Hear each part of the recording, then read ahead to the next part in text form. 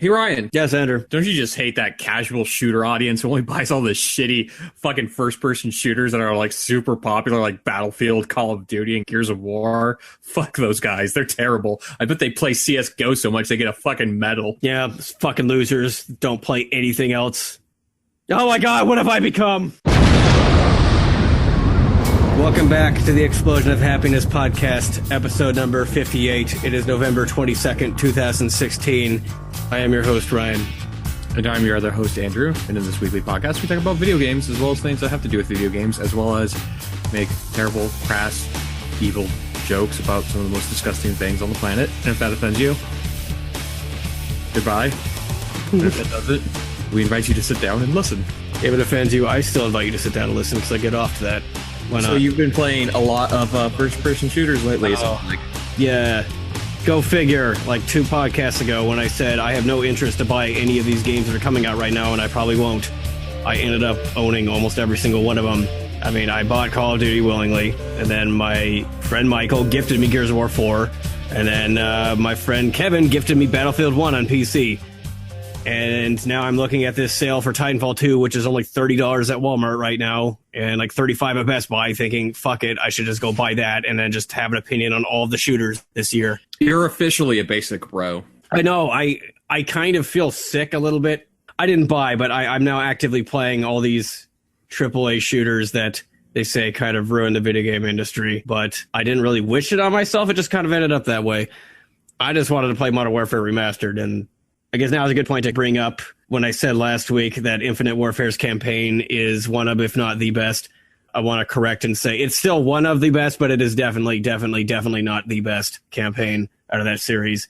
Way too many scripted sequences. That's something that I always give a pass to Call of Duty, but when I say scripted sequences, I don't mean like, quick time events. That stuff is fine with me in a Call of Duty game, but what really got to me was in between every mission, you go back to your ship and you're walking in hallways, basically interactive cutscenes playing out where you're just walking from place to place while characters are exchanging dialogue. And after I finished the campaign once, I immediately started it over again on the hardest difficulty. And then the cutscenes really started to get to me the second time around because I probably could have finished that whole game in like 3 hours. Otherwise, it took me about 6. But I feel like half that time was just me waiting for me to get to play the game. That's a shame. And then on top of that, the game was also a cakewalk on the hardest difficulty, which I felt disappointing. Yeah, especially when I talked about the Mile High Club last podcast and how insanely difficult that is. And even compared to like the World War II Call of Duties, those games are masochistically difficult at points. And then Call of Duty 4 just had a couple segments that were really difficult. But it seemed like everything after Modern Warfare 2, you could really tell that they were like making the campaigns just be interactive action movies because they didn't even hold up a challenge on the harder difficulties. But I did see there was a new difficulty they added to the game called Specialist, which involves health packs or something. I did not try that. I don't know. Either way, I still thought Infinite Warfare had a good campaign. Just the second time playing through it didn't hold up as well, but I still recommend it. How was your last 2 weeks? They're fine. Okay. I'm doing okay. Did you do anything? I'm not drinking alcohol every night before bed. No. I'm definitely not doing that. I watched the football game with my dad and grandpa yesterday. That was a lot of fun, but that's about the only exciting thing I did other than, obviously Thanksgiving. I beat Bravely Second. And Bravely Second doesn't make you do the bullshit Bravely Default did. Okay. But despite that bullshit, I still feel like Bravely Default was a little bit better. I'd have to replay both games to figure out why I think that. But part of that, I believe, is just the story. I think they handled the story a little bit better in the first game. Even with the fucking dumb mechanic they make you do. But Bravely Second, if you like Bravely Default, you're going to love Bravely Second. And if you don't want to deal with the bullshit of Bravely Default, I can still really recommend Bravely Second because the battle system is still a lot of fun. And that's the main reason why I kept playing the game. But after a while, it's like, especially like the end, a way they resolve a lot of the plots, I just do not care for the way they resolved it. What's bizarre is, to me, Bravely Second came out 4 months before Undertale in Japan. And the similarities between the two games, I feel, is incredibly striking. Not all of them are going to be obvious until the end of the game, but like even things like a big focus on character development and lighthearted humor and like friendship and all that is like very apparent even early on into the game, as well as a lot of the fourth wall breaking making the person playing the game just as much of a character as, you know, the rest of the audience and stuff. Like, all that's there. And I just found it really weird that these two games came out like 4 months within each other, and they're like that similar. You think it's just a coincidence? It has to be a coincidence. I mean, I don't think 4 months would be enough time for anything to get hijacked, and that would still be strange. Exactly. That's what I'm saying. It's like, it has to be a coincidence, which is what makes it so fucking weird. I really doubt fucking Fox knows, maybe he knows Japanese, but even then, it's like, I really doubt he like totally ripped off the story he had for Undertale in 4 months. I think the much more likely scenario is that they're both inspired by the same thing. Like, they're both inspired by Earthbound, they're both inspired by like Eternal Darkness, stuff like that. But yeah, overall, I really like Bravely Second. I like most of the new jobs they added. They've continued to be clever about the turn-based battle system, and it's a lot of fun and enjoyable. There's a lot of extra things, like post-game stuff that I haven't really done yet, but I will eventually do. I'm looking forward to Bravely Third. I really hope they do a Bravely Third, and they kind of set it up a little bit at the end. Overall, if you like turn-based Japanese RPGs, I highly recommend Bravely Second and Bravely Default. So, but I kind of rushed towards the end to beat Bravely Second because also Pokemon Sun and Moon came out. So I've been playing that as well. And I'm still I'm still on the first island. Well, I'm at the start of the second island, which is like very early on into the game. It's like the equivalent of beating like 2 gym leaders, maybe, or 1 gym leader even. I like a lot of the changes they made to the game. They've done a really good job of making the world seem like a Pokemon world, because you'll see caught Pokemon just wandering around all over the place, like on the world map. People have pets out, like their fucking Pokemon are everywhere, and that's a really good job. It really makes the world seem like it's Pokemon. Like, your mom has a pet Meowth that follows her everywhere. You go to like a farm and there's Taurus and the milk cows, whatever the fuck her name is, that are everywhere. They did a good job of making all the NPCs seem like really friendly and like you want to talk to people. The battle system's cool. I mean, no real drastic changes there. Pokemon Refresh is dumb, but it basically means you get to like pet and feed all your Pokemon. Skinship. It's skinship. It is literally... What? How did that not get pulled? It is literally because you're petting animals. Why? Petting women. Why would the censorers allow? No, they're okay with bestiality, but they're not okay with consensual man on woman. Could you also do man on man skinship? I don't know. I wouldn't care just as long as they keep it in the game. But that's fucked. Someone needs to send a letter to Nintendo. And it's great. It does a really good job of like bonding with your Pokemon, making you like your Pokemon until you get like a human type looking Pokemon, like a Machop. And then you start rubbing his dick for laughs, and then you realize what you're doing and how kind of fucked up that is. My main problem I have with Sun and Moon is 2 things. One, it feels super on rails, like even more than a regular Pokemon game, because it feels like, I mean, it might just be the first island. Like I said, that's where I am, is the first island, at the end of the first island. Literally, it's like you can't go where you want. You try and go where you want, there's like a Taurus blocking your way, or a barricade's put up, or an NPC yells at you, hey, don't leave me, come this way. And it's like, every time you finish an objective, one of the NPCs is like, cool, let's go here now. And you have to go there. You can backtrack and like fuck around in the areas you've been, but there's no like side paths to explore. And you can't even figure out where to go on your own because you're constantly just being pulled forward. And that's pretty lame.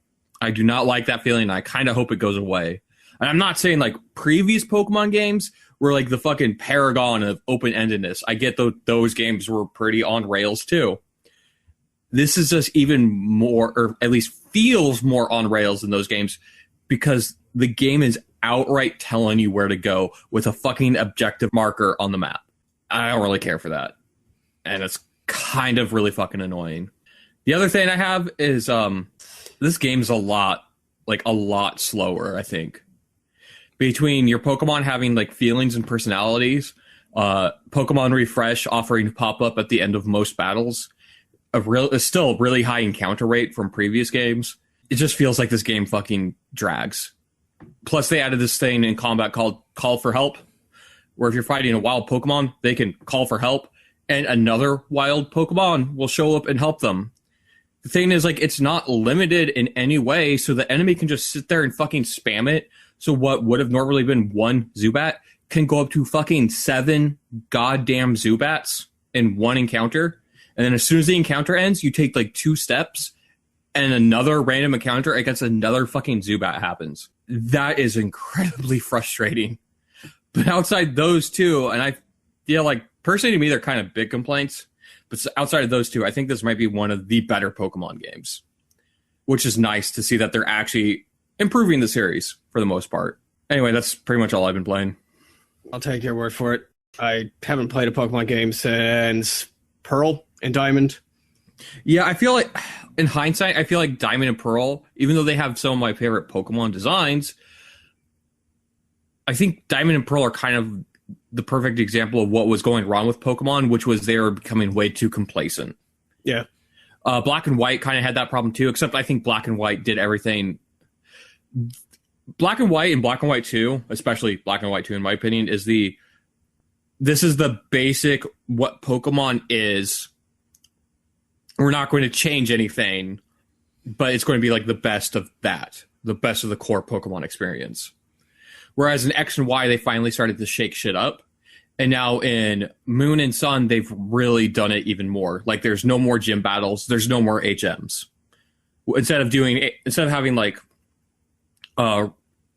strength or a bicycle, item find, surf, fly, any of that stuff, you get rideable Pokemon.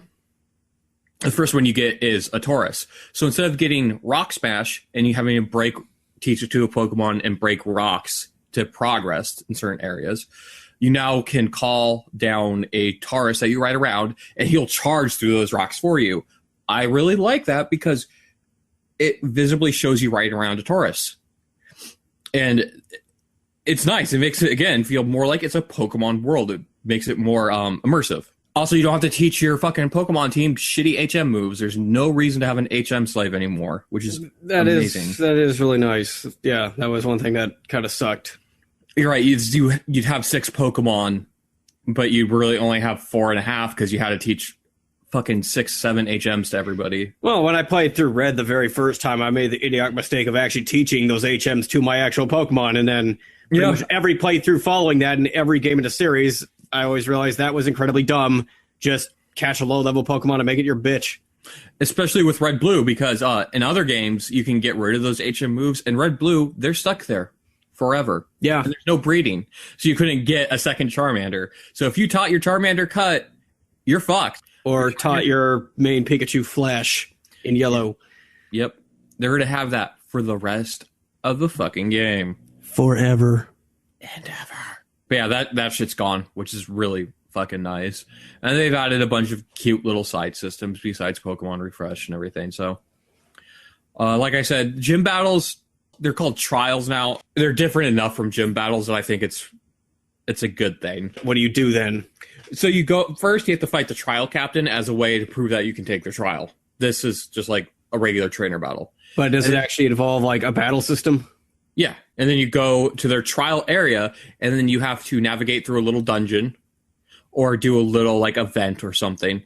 And then at the end, you have to fight the totem Pokemon who gets like a massive buff. So that's kind of like a boss fight. Okay. What's disappointing is I thought when I first learned about totem Pokemon that they were going to have like a shit ton of health. You can still kill them in like 2 hits. Okay, cool. You said it. The game moves at a slow pace, but you still think it's better than the last couple ones? When I played Pearl, what really threw me off that game, made me not want to play any following Pokemon games, despite all my friends at the time were hyping it through the roof, was just how slow everything was. Mostly just the text scrolling, but the interface, just everything. It felt like it just took way too fucking long to get through every little section of that game compared to the previous ones. And you're saying this new one's even slower? You can speed up the text scroll, but yes, this new one feels even slower. It feels slower because combat takes so much longer. I did turn up the scroll speed, and I like turned off like battle animations and stuff like that when I was playing Generation 4, and it was still too slow for me, so that kind of throws a dent in my interest. I feel like every 4 Pokemon generations is the right time to come back and give it another try. Or I'll just go back and play Red or Yellow again for like the 10th time. I mean, yeah, Pokemon's always been slow, and I just feel like At least right now, I'm getting the feeling that this is even slower than normal.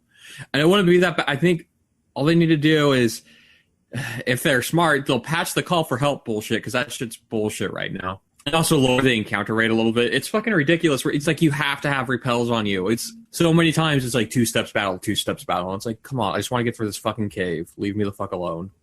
I guess I would ask questions, but I don't really feel like I need to because it's just more Pokemon, it sounds like. There's nothing about it that like just totally revolutionizes the formula. Like I continue to hope every time they make one of these games. At its core, it's still, you're an 11-year-old kid, you get one of 3 fire, grass, or water starters. You go out and build a 6-man team, and you go to be the very best. The key difference is, I feel like before it was like a gym battle and you were on your own. This time they're making it seem like you're very much part of like a little group. So it's kind of like the TV show where you're traveling with friends, and they're making it seem more about like the journey and seeing everything instead of actually beating all the, what were gym leaders, now trials. Oh, and that's another thing I really want to mention. Team Skull is probably my second favorite villain team in the game. Of course, number 1 is Team Rocket, because Team Rocket's the best. But I feel like every other team after Team Rocket, they were trying to take it seriously, but the execution was really flawed. The writing was too ham-fisted. The characters were too dumb. So they were serious, but they seemed really idiotic. With Team Skull, I get the impression that they were like, every other time we try and write a villain team, they just come across as really fucking stupid. So screw it, we're going to make Team Skull really fucking stupid. And I find them very enjoyable for that reason. I think they're funny. They have like the street gang look to them, and they look absolutely stupid and ridiculous, and they sound absolutely stupid and ridiculous, and it's enjoyable. Good. I think that's probably what Sun and Moon does best, is it brings you into the Pokemon universe, and it kind of makes you feel like a kid again, even though you're fucking like 30 years old playing this bullshit. Let's be honest, well, at least half the people playing Pokemon now are in their 30s. Mm-hmm. But yes, the game is still very much enjoyable for kids. I played with my niece. I let my niece do the little skinship, Pokemon refresh thing. Sick fuck. She petted my Growlithe, and then I got into a random... Sick motherfucker.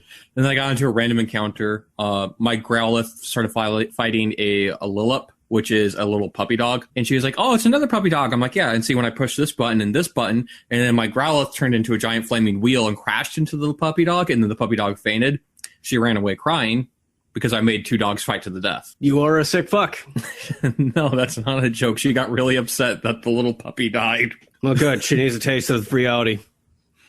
Next, take her to an actual dog fight. I don't know where you'd find those in Seattle. But I'm sure they're somewhere. Yeah. Well, on the subject of Pokemon, I've been playing more Pokemon Go again. Oh, there's shit. a very interesting thing happened yesterday. I don't know. In case you don't know, for the last couple of days, it's been double XP, double Stardust week or whatever. I've been taking that in. First of all, I got to say, I'm very pleased with the work Team Valor has been doing over the last month. When the game stopped being ultra shitty, everyone seemed to come back, and now all the blue gems around me are now red. There's almost no blue gems anywhere.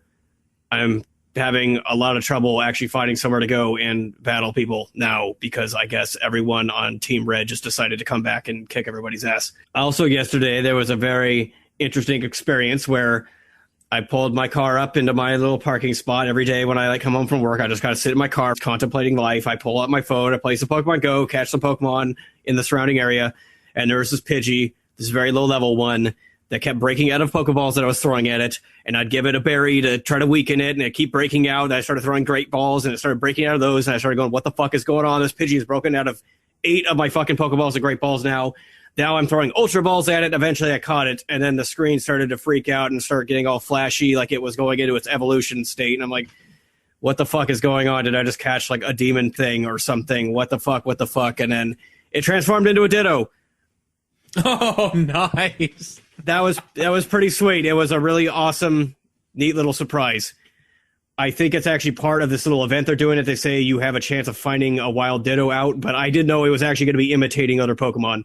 So when I caught that thing, it brought a little sunshine to my day. That's actually really cool. Yeah, it was. And also on the Team Red thing, I think the reason what happened was Team Blue was the only team dumb enough and pathetic enough to stick around playing Pokemon Go. So they got all the gyms. But then people started talking about it, and Team Red's like, no, We got to make sure that they understand that they're bitches. So they came back just to take back the gyms, and now they're no longer playing, just to prove a point. Sure seems that way. I've seen like one yellow gym total in like the last 2 weeks. Everywhere I've gone, Team Instinct, more like Team Extinct. Am I right? Ha ha ha. That's hilarious. I know, it is. It is hilarious. I put a lot of thought into that. You should write for Conan O'Brien. He should write for me. The show would be much better if he did. I know, it would. While we're on the subject of Nintendo and Pokemon, I guess I'll just bring up this apparent Nintendo Switch rumored leak of launch games. Oh, perfect, because I have a rumored price. Oh, okay, cool. I don't really know. It sounds like this is coming from a Laura K. Dale, who comes from sources like Polygon and all of these other sites I fucking hate. The Switch lineup rumored to be on March 17th worldwide, day one. 3D Mario game, the one shown in the trailer. Mario Rabbids RPG, whatever that is. A Splatoon port. The Skyrim HD port. Just Dance 2017. And then within the first 6 months, it's rumored to be the Smash Brothers port, Zelda Breath of the Wild, Telltale's Guardians of the Galaxy, very near launch day, weekly episodes leading to the movie, Mario Kart 8 port, Xenoblade Chronicles X port, and a Mario Maker port. And then 2017, it's showing Pokemon Stars, Pikmin 4, which is now rumored to be a soft reboot of the series. And then in 2018, the most peculiar thing, Beyond Good and Evil. Not a direct sequel, semi-reboot, Switch exclusive. Huh. Which is, I think, exactly something that I called months ago that Nintendo would do. Nintendo would be the company to go and ask Ubisoft to make this game for them, an exclusive for them. Yeah, I think that sounds smart. Just from the exclusives, or not just from the ports, because remember, I never owned a Wii U, so I'm totally glad they're putting a shit ton of their best ports on this system, and I hope they continue to do that. Just from the ports alone and Breath of the Wild, I think I might get, I want to get Switch just with that. Where I'm going to be at the time this console comes out in terms of money and free time, I have no fucking clue, but I still would like to buy this thing. The 3D Mario game is probably going to be the biggest sale to me because I'm a huge sucker for 3D Mario games. Also, like rumor has it that 3D Mario is supposed to be a return to form of the Super Mario 64. Oh, God. Hub world. And you go into different worlds with objectives and stuff. Supposedly. I've already got an erection. Yeah, that's definitely a style of game I really like. Between that and Banjo and Kazooie, like those games, I really like that style of 3D platformer. So do I. I hope there's a resurgence with like Ukulele coming out. Because like Nintendo 64 and the PlayStation 1, that was like the golden era for because like even Spyro on the PlayStation, same model. So a resurgence would be great. Sony's putting out the Crash Bandicoot Trilogy to HD. Nintendo's got this new Mario game. Ukulele's coming out on all kinds of platforms. I'm sure there's going to be other games of this style that are going to be in development. At least a lot of people have been asking for more games like these and like niche audiences. And if they're successful, then they might blow up again for because I mean these games were about a little under 20 years ago, so it definitely makes sense because those people that played them when they were kids are now adults. They definitely want to be like, these are the kinds of games I like. Bring them back. God, I sound stupid doing that. I'm a fucking moron. Anyway, if it makes you feel better, I think you're a stupid moron too. Oh, hey, wait. What the fuck was it? I got it. Specifically, though, about Beyond Good and Evil, that's not going to be a good game. I'm putting money down on it right now. I think that's going to be a shit game. My reasoning is this. Back in 2003, when Beyond Good and Evil came out, it was unique. It still had that 3D platformer collectathon style, but its storyline and its main character was unique. I no longer think that storyline and that main character is unique. I think it's been kind of beaten to the ground these past 13 years. Like even Gears of War 4. Jesus, don't even go there. Yeah. Gears of War 4, even from the sounds of it, has a lot of what we're anti-establishment. Yeah. You have no idea how deep the rabbit hole goes. Beyond Good and Evil has not aged well. Beyond Good and Evil has aged like a glass of milk. It's 100% a product of its time. even if they were to update Beyond Good and Evil 2 to be more modern, I still feel like the whole row, fight the power, down with the government, let's fight City Hall has been so... Beyond Good and Evil is no longer unique, and that's what made it good, and it can't be unique anymore. So I really do think, unless they drastically change the game, but if they do that, why bother calling it Beyond Good and Evil anymore? So yeah, it's not going to. But I would expect it to be a totally different game. Yeah, it has to be a totally different game at this. It's been 16 years. Maybe a prequel, if not just a. Beyond Good and Evil has a total cliffhanger ending. I don't know who's to say. It's still just a rumor. And it's been rumored for, what was it, like an E3 2008 or something, that Ubisoft showed a teaser for it or something like that. Or was it just 2 screenshots, not even a trailer? I don't remember. But it was years and years ago, and nothing has come up about it. I'm sure once we get closer to the release date, we'll start to get videos and stuff about it, more information. And maybe I'll go back on my opinion, but right now, knowing absolutely nothing, just having played the first game. Yeah, I don't expect this to go anywhere. I expect it to be about as well received as Mirror's Edge 2, which is a reminder, it came out and fucking nobody talked about it. Good. And by the way, Mirror's Edge is another game that fucking 100% ripped off the Beyond Good and Evil style of game. Like, they're the same fucking game. Nintendo Switch, continuing rumors with that. A website called gameseek.co.uk has put up a price for the Nintendo Switch. What makes this price point different than, say, Amazon, which often has, placeholder prices listed? They have a pre-order price guarantee. Specifically, on the sidebar of their website, it says, with our pre-order price guarantee, you can order now, and if the GameSeek price increases between the time you place your order and the release date, you'll be charged the lower price. What that means that right now, the price of £198, or is that euros? I honestly do not know. I'm ignorant. I think that's the pound symbol. It's the the little fucking L with a line through it. What that is in USD, which is the little S with the line through it, is $250, which is for a brand new console really fucking low. I was expecting 300 or 350. And I think this kind of falls in place with what Reggie said, where it's going to be a lot cheaper than everybody thinks. I think this falls in place with also what Reggie said, that they're not going to sell at a loss, which sort of makes me worried about how strong and how big the battery life and how durable this thing's going to be. Let's just hope that they don't put out a cheap base model and then kill you with the need to buy tons of accessories and that's kind of what I'm worried about, is that the Switch is just going to be the console and the controllers, and if you want that hook sync up charging station, it's going to be like an extra 150, 250. I could see them doing that, because especially if that charging station has, it doesn't look like it's big enough to, but if it somehow has its onboard hardware, the price, who knows? But for $250, plus all those ports I haven't gotten to play, plus that really nice looking Zelda game, kind of want to get it. I will probably just get Zelda on the Wii U. Yeah. Like I said, that 3D Mario game is what's going to get me. I'm very interested in it, knowing nothing about it as of now. So unless Nintendo fucks it up with things like price and the fucking thing comes out, it's a piece of shit, has a shitty battery life, which it probably will. Yeah. Are you planning to get it on initial launch? No. I'm definitely going to wait until, because Breath of the Wild isn't a release title. It's coming out later, it sounds like.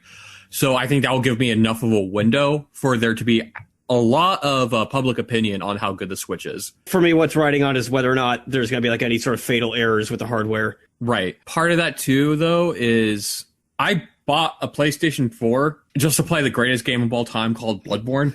If Breath of the Wild's good enough, I might just buy a Switch regardless. It just takes one.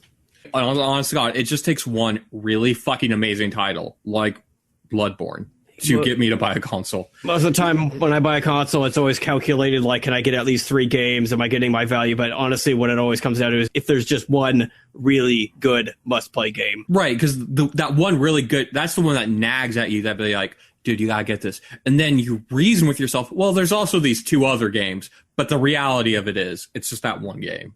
Correct. silver lining, I'm going to get the, Final Fantasy 15 is a console exclusive at the moment, and I'm planning on getting that. I feel like I did a lot these last 2 weeks, but the truth is I did a whole lot of nothing. I still really want to hear your opinion on Battlefield 1. Okay, let's get to that. First of all, the most important thing that my highlight of the last 2 weeks, it finally happened. That thing I set out to do 28 episodes ago, episode 30 was the first one. I came to this podcast all enthusiastically talking about how I started playing CSGO. I decided I was really going to dive into that game, try to get the 2016 service medal, and see how far it would take me and how good I'd get the game and how much I'd learn about it. And it took me pretty far, and I learned a lot, and I got pretty good at the game, and I appreciated every aspect of it. I also fucking hate that game, and I'm never going to play it again, and I'm done. I am retiring my high and mighty CSGO career. I know. Sounds of disappointment echoing off the room. I will not be going to any future esports competitions with Counter-Strike. Are you just like tired of the game itself, or is it really just the community? I'm fatigued of the community and all the marketing bullshit surrounding it, how that game is monetized. Specifically, the monetized spray tags is what did it for me. Yeah, that is. When I saw that, It's like, okay, if I can't spray paint hentai on the side of the fucking walls or something like that, what's the point? And if I have to pay for this shit, even more so, what's the point? No one even uses it in the game. I've seen like one spray tag in the many weeks following the release of that shit. They have to change that, because paying for it, fucking retarded. But paying for a limited supply of it, that is the dumbest shit. I feel like such a bitch when I say I don't want to play this game anymore because of the community, but it's not you, it's me in that sort of logic, in the sense that I feel like I have just aged beyond the target demographic of this game. It's not for me, and I feel like I'm the weird old guy trying to fit in while playing it.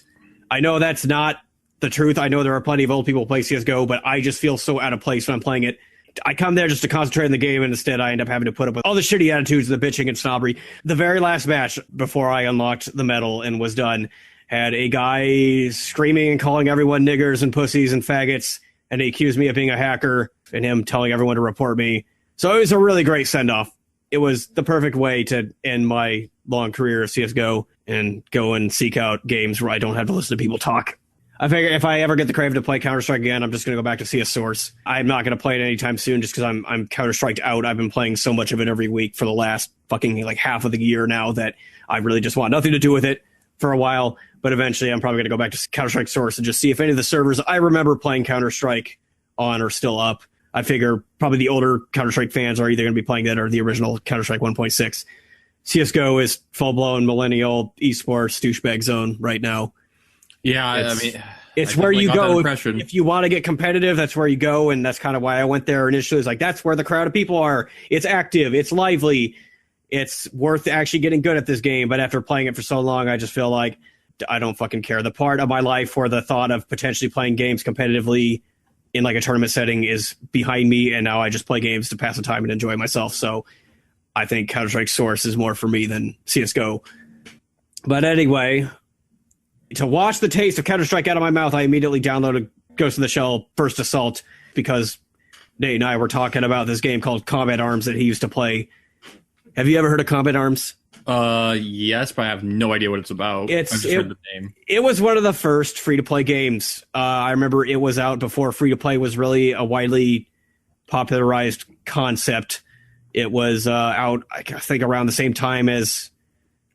I think it was out before Modern Warfare 2, but it was just a free-to-play game that was very similar to Call of Duty, and to my understanding, it was pretty well liked for being a free-to-play shooter. I guess the U.S. servers got taken down, and it's still up in the EU, but not in the U.S. I don't know if it's the same people, but I do know Nexon put out this first-person shooter based on Ghost in the Shell, and I figured it looks like probably Combat Arms in a Ghost in the Shell skin, and upon playing it, it just feels like Call of Duty meets cyberpunk anime. And I think the only reason I'm really playing it is because as soon as I went in there after playing Counter-Strike Go for like half a year, I just started wiping the floor with everybody. I have the highest kill-death ratio in any first-person shooter I've ever played at that game. And it might partly have to do with the fact that the people playing it are consisting of people who maybe don't play shooters. They just like Ghost in the Shell. But it is the most bare bones, straightforward, militaristic Call of Duty-like shooter I've ever seen in a free-to-play setting. And it's very simple. It's very straightforward. And I kind of like it because of that. I also like Ghost of the Shell, so that just goes hand in hand for me. It's bringing me down from this Counter-Strike high. It's like my rehab from Counter-Strike. I'm just playing this much more casual first-person shooter on Steam right now and just kind of cooling off, shooting people, getting XP exploding in the screen, and unlocking all these achievements and challenges and getting currency to spend on gun attachments and all this fucking bullshit. It feels good. So yeah, I'm doing that to wean myself off of the Counter-Strike angst. Really quick, on the subject of Ghost in the Shell. Yeah. What do you think of the Ghost in the Shell movie that's coming out? The live-action one? Oh, yeah. I haven't seen the trailer yet. Honestly, the trailer doesn't look that bad, but you do know who's playing Major, Yeah. right? Yeah. That right there is enough to kind of put the kibosh on this for me and be like, no. All I've seen is the original film. I've never seen any of the OVAs or the series, or for some reason, just out of nowhere, I got Ghost in the Shell in my mind. It's not like a particular movie that I have a lot of affinity for. I just liked it, and for some reason, I'm just kind of paying attention to all this stuff about it right now. So your friend bought you? He started texting me while I was playing Ghost in the Shell, and he's like, I like Battlefield 1, but I wish I had people to play it with. And I was kind of lying to him when I said I would totally play it with you if I had it. That would be fine. In the back of my mind, I'm thinking I would not want to play that game because I have not liked Battlefield in years. And then I told him, you should play this Ghost in the Shell game with me. My friend was like, yeah, I don't really want to do free to play right now. And I told him, like, well, I don't really want to spend the money on Battlefield, but I'm sure it'd be fun to play with you. So he just straight up bought it for me. And I'm like, well, great. How kind of him. Mm-hmm. Now I have to repay his kindness by playing Battlefield with him. If we had recorded this podcast a week ago, I probably would have just talked about how much I hated it. But the truth is, the game is actually starting to grow on me. That's good. It is straight up Battlefield 3. I don't care what anybody says. It's more Battlefield 3. Battlefield 4 was more Battlefield 3. Battlefield Hardline was more Battlefield 3. Battlefield 1 is more Battlefield 3. And I did not care much for Battlefield 3. I liked Bad Company 2 more. I have been hoping they would make a Bad Company 3, but it seems like they're going to keep doing this formula of Battlefield 3 every 2 or 3 years. And Battlefield 1 is more of that in a World War I skin. First of all, it does not invoke the feeling of World War I whatsoever, unless you count running around mindlessly with automatic rifles, spraying and praying everywhere as World War I combat. The one thing that they did get right, I would say that makes it feel like World War I, is the mustard gas. Any class can equip mustard gas and just throw it onto the field. And when that happens nearby you, you got to hit the T key to slide your mask on. Otherwise, you die. And when you're wearing the mask, you can't aim down your iron sights. That's really the only big mechanic that I think they added to this game. And then the other big thing that I noticed from previous Battlefields is that the tanks are absolutely OP as hell in this game, which is fitting. It's just in Battlefield 3 and 4, you have the engineering class, which repairs vehicles, but it also has an RPG. And then the recon class would be able to call in artillery strikes. The assault class would have, C4 grenades or whatever. I might be kind of confusing these. I don't know. Every Battlefield game kind of mixes up what each class does. But as far as I remember, every class had some sort of way to combat vehicles and tanks. In Battlefield 1, the only way you can take down tanks is with the assault class using anti-tank grenades, which means you have to get up really close to them and use teamwork to bring them down. And the tanks pretty much just destroy anybody else, anything else. They're really fucking powerful in this game. When you see a tank coming over the hill, it means fucking run. Other than that, there's not a lot of trench warfare. There's one game type called Operations, which is... It's like they straight up just took the Walker Assault mode from Battlefront and converted it into a World War I sort of thing where you're just attacking point after point, linear, 1, 2, and 3.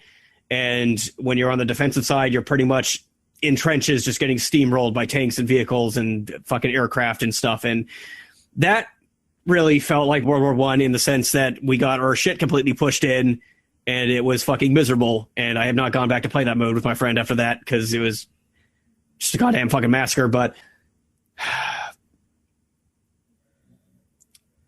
I guess all in all, like I don't like the recent iterations of Battlefield because it just feels like a gigantic tug-of-war match where, yes, you have an effect on how the battle plays up, but you have a very small effect. It's sort of the same reason I didn't really care for Overwatch. I just prefer the shooters where you can have more of an impact as an individual on the game. Those moments do happen in Battlefield. 2 days ago, the last time I played it, I was a medic and I was a squad leader, and my squad was actually following my orders, and I was properly performing my role as a medic and reviving players as they were going for the objectives. And we just barely won and probably would not have won if I was not fulfilling that role. And it felt very awesome. to do that. It was probably the best match I've played in this game so far. But 90% of the time, it's more like, okay, we're getting steamrolled. My whole team is standing in this corner doing nothing, holding no strategic point. They're not moving. I guess I'll go this way. Oh, I died. I guess I'll go this way. Oh, I died. Oh, my team is still in the corner. We're going to lose. That's like 4 out of 5 matches, and that's why I just don't really care for playing Battlefield. When you're playing it with your friends, you can formulate a strategy with them, or you can make light and humor of the situation.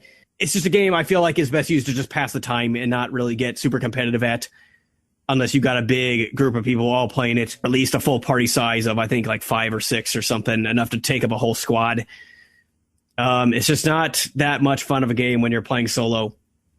It gets gradually more fun when you're playing with others, and it's not the kind of shooter I really play, probably because I don't often play with other people. But the more I play it, the more it slowly grows on me, the more I learn the game, the better I get at it. It does feel more like Battlefront than a Battlefield game to me.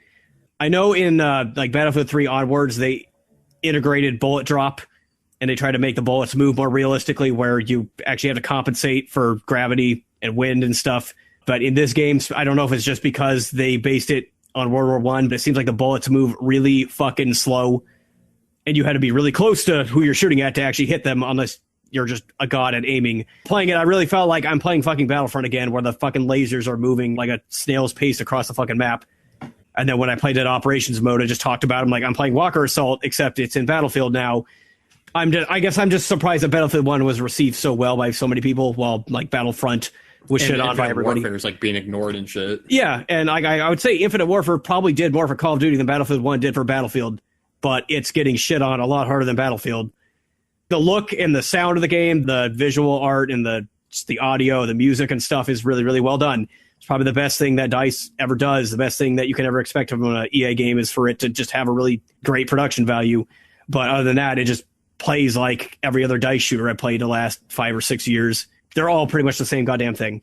So I guess in review, Battlefield 1, it's okay. I like it more than I was expecting to. We'll just say that. That's good. All I'm playing right now is first-person shooters.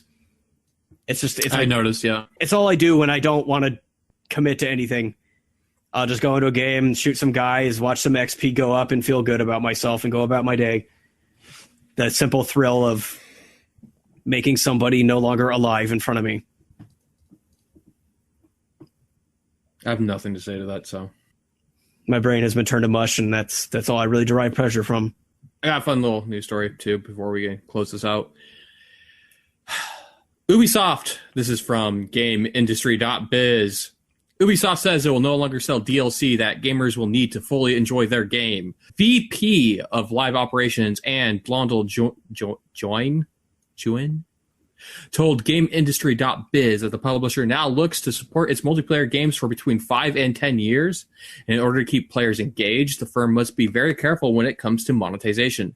Ubisoft has enjoyed a lot of the success with Rainbow Six Siege, a shooter where the extra maps are being made available for free.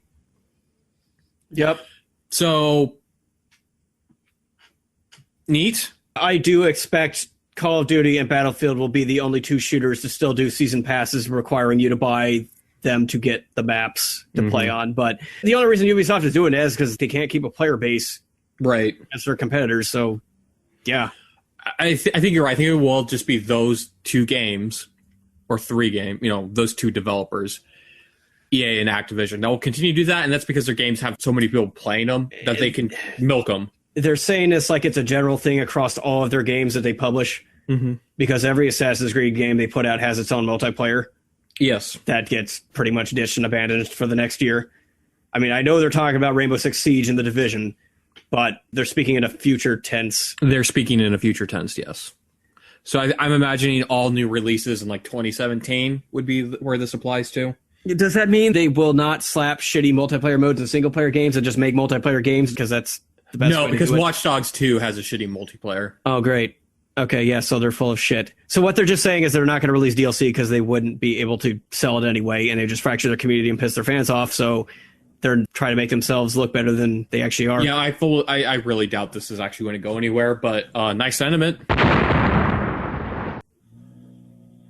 Jesus. That dog. Yeah, she's been snoring this entire time. Sounds like a garbage disposal right now. She hasn't moved for the last hour. She's just been laying there snoring. Yeah. Me and my girlfriend watch dumb shit on Netflix when we're like cooking. Something that's background noise, but we don't really need to pay attention to. Lately, we've been watching 72 Cutest Animals. Yeah. And when they talked about the koala, I'm like, they said the koala sleeps for 18 hours a day. And I'm like, I'm so jealous right now of a koala. I want to be a koala. I want to sleep for 18 hours a day. That sounds pretty great. I know. That's a life. I guess there's only one other news stories that came out yesterday I thought was interesting. The developers of Inside removed Denuvo. How do you pronounce Denuvo? Denuvo. Oh, I think that's a Denuvo. Denuvo. I might be wrong, but I don't know why I'm having a hard time pronouncing this. Yeah, so the developers of Denuvo fuck. The Sony or the Square Enix DRM, right? Not even Wikipedia shows a pronunciation. God damn it. Denuvo.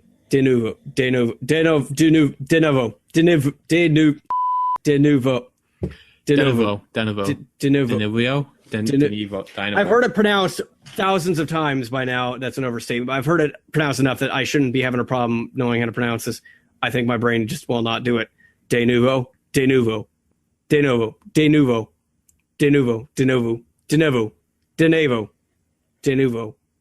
Fuck. Denuvo. There you go. That's it. Okay, Denuvo. Stop. Denuvo. Stop. No, Stop. I gotta reverse it. Denuvo.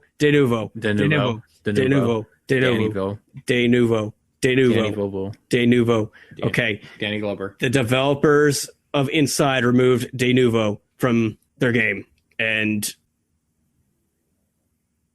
I don't have a statement prepared to express how I feel about this. I do. Okay. I think this is a good thing. Yeah, I think it's a good thing too. Because the DRM already did its job. Yes. At this point, the game's been cracked. Leaving the DRM in for your paying customers is just fucking over your paying customers. Now that the game's cracked, those who are going to play the cracked version can easily play the cracked version. Therefore, the DRM serves no logical purpose. It is now useless code. It's just useless baggage. So, get rid of it. I like that. I think more games should do that. Have the DRM at launch. It gets you more sales. Fine. You deserve to be paid. Whatever.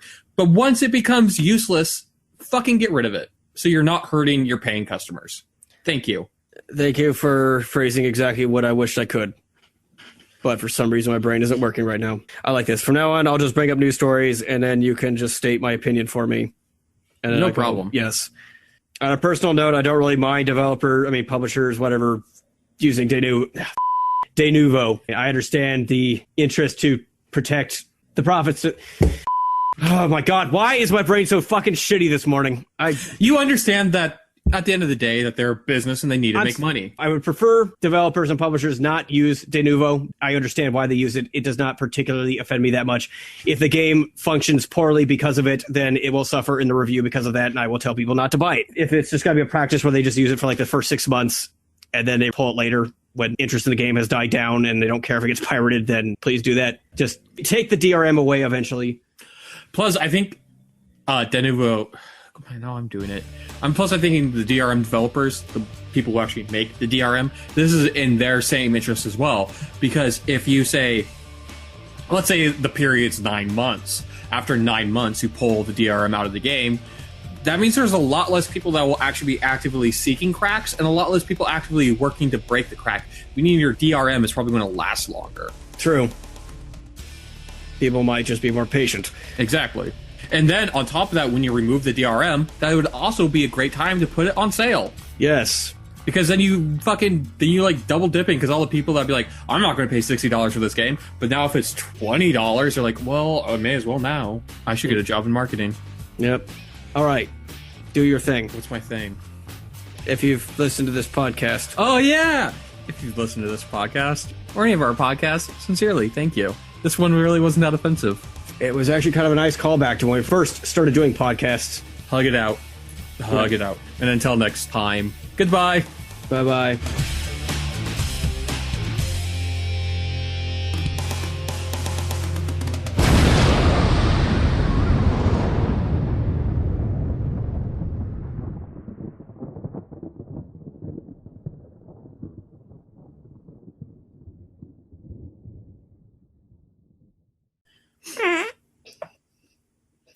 What are you doing? Is that a whoopee? Whoopee I am cushion? farting directly into my mic. Your fart. Hey, you just played yourself because now you have to turn back around and talk into your mic, which means you're talking into your own fart. My own gas right now. It's like it sounds exactly like a whoopee cushion. I know, it was kind of just. I just want to be able to say I'm finally at that milestone where I have now farted into my mic. I had to do something. This podcast has been too low energy. This has been how little of a shit we give. Oh my god. Also, I need to get a new chair because I don't know if you're aware of this, but I think your chair's aids has transferred through the audio recording and has transmitted to my chair because now I'm. You fucking hear this? It's like fucking. Yeah, I do hear it. It's driving myself fucking crazy. I can't. Now that you're playing how I'm gonna go get a fucking dining room chair. I'll be right